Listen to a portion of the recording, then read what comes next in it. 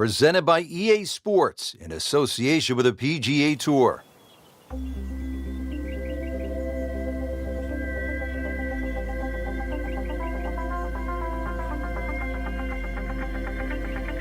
Frank, it's wonderful to be here in the Canadian Rockies with these great views, and we're reminded, too, of the rich history Canada has in the sport of golf. It certainly does, Rich. It's part of the British Commonwealth. They love the game. They obviously adopted it from Scotland, but their golfing season a little shorter.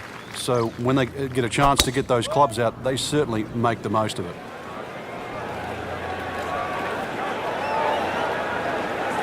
Long and straight. That's how you do it. Really good drive here, about 320 yards and straight.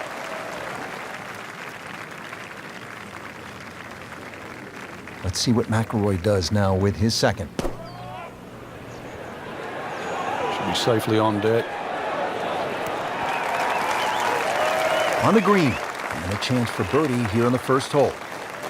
Settles in over the putt. Oh, I thought he had that. Just when you thought they might pick up one, now settle for a par. Just a couple of feet. That's a par, and that keeps the scorecard clean, still even for the round. Frank, it's always nice to begin a round with a little variety. We had a relatively short par 4 opening hole, and now a par 3 to back it up. You can see why short iron play is going to be paramount today, Rich. Short iron into the first hole, and a chance here to hit another short iron into a short par 3. So you can get off to a very fast start. Second shot. Solid play, heart of the green. Just the tap in to finish the hole. Did the job right there. Frank, plenty of scoring opportunities in the early portion of this golf course. We're now at a par 5, the third hole, and it's only 528 yards. You can see why we're going to see a lot of people perhaps being 3 under through the first 3 holes, Rich. This par 5 bending to the right, very reachable. You just keep that tee shot nice and high off the tee, let it carry as far as possible. Frank, this is a way to make golf easy when you can hit it that deep. Oh, I'm going to say, I know that first number's a 3. I'm guessing the second one's a 2. Let's call it 320.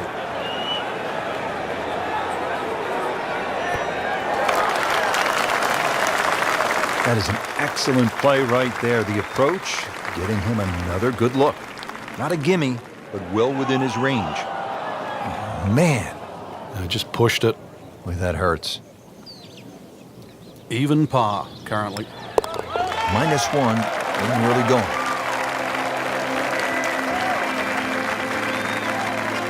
Well, Frank, no doubt this is one of the most photographed holes in all of golf. Yeah, Devil's Cauldron, just get to the front of the tee there, get the camera out. The vistas there are amazing. You see the mountains in the background. This green surrounded by the pine trees. Of course, if you like a lake or two, there's a lake just in front of that green, just to give you that little color of blue in the snapshot you're going to take.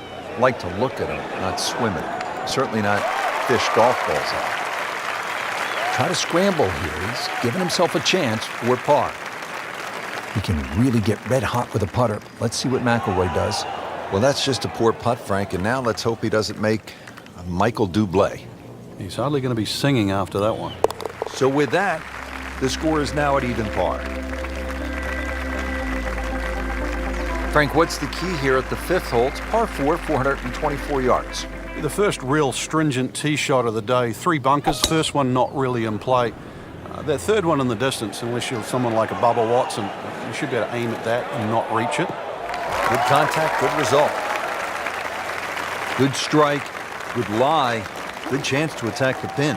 Frank, it's always nice to play good golf, but it's just as special to be somewhere where you realize how fortunate we all are to be able to enjoy God's green earth. I mean, this is just an amazing spot.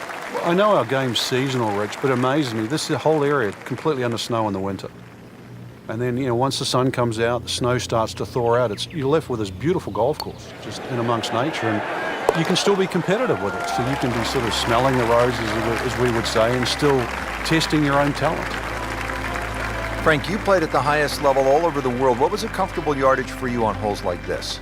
I actually had a club, believe it or not, that just the grooves on it, it would go 105 yards. It was a lofted sand iron, whether it was out of the first cut or up or the fairway.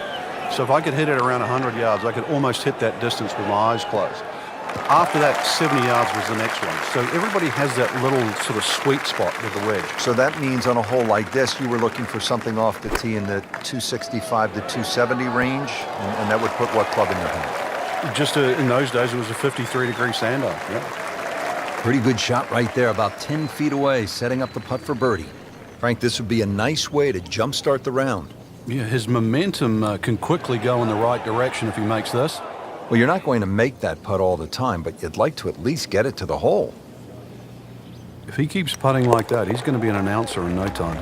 Good stroke right there. That's a par, and stays at 1 under.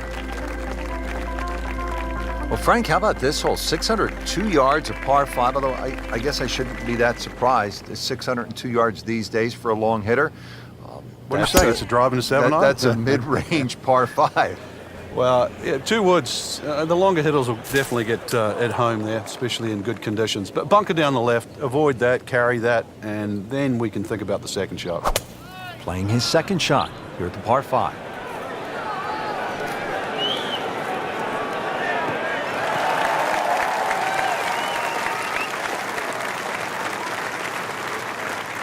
Getting set for another approach. Our featured golfer really looks dialed in at this point. Yeah, right now, this is a great feeling to have as a golfer. Your swing's good, the timing, it's almost like it's just completely natural. You don't have to think. The swing is exactly where you want it to be. So really, you're just looking at the flag in front of you.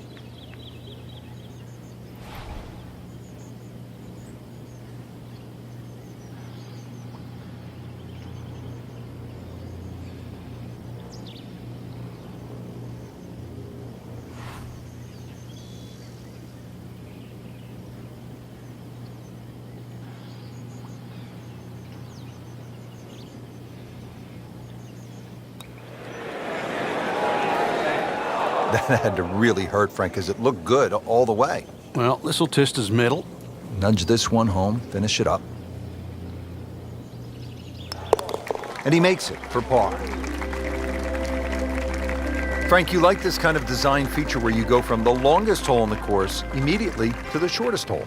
Certainly, golf giveth and golf taketh away. This is just minimally uphill, just a couple of feet, but you can see from the overview the design of the green. And that flag's on the right, it's a little bit of a longer carry, so just be a little cognizant of that. You don't have to hit it directly at the flag. Getting set now over the putt.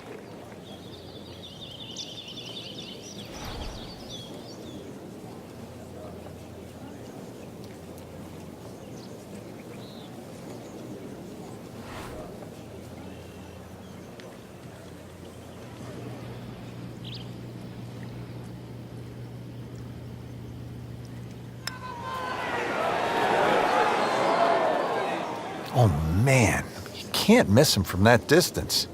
So a tester from 4 feet.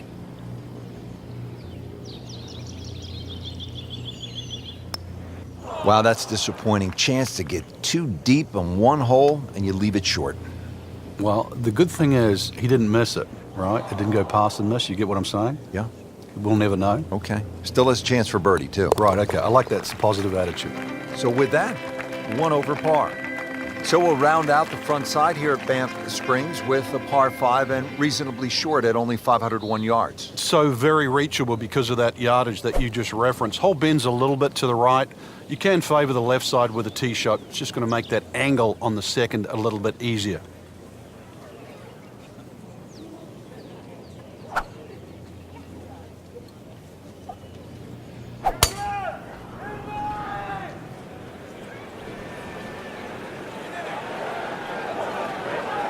Pretty good drive here. Another straight one. Now that is a really good tee shot right there, Frank. I think that tipped the 300-yard mark. Strong wind here early in the round. How do you think this is going to affect the players, Frank? Well, they've got to be clever on a club selection and the type of shot they want to hit now.